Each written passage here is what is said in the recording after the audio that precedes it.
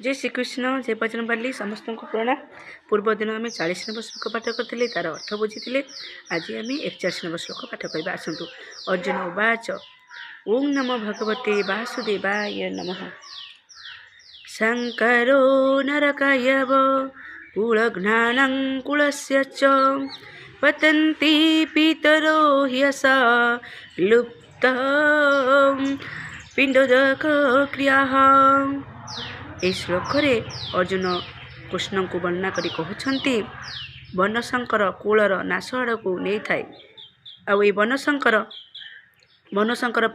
ए पितृपुरुषगण पिंड तर्पण वंचित रही था। से पितृपुरुषगण अधोगति प्राप्ति होता है।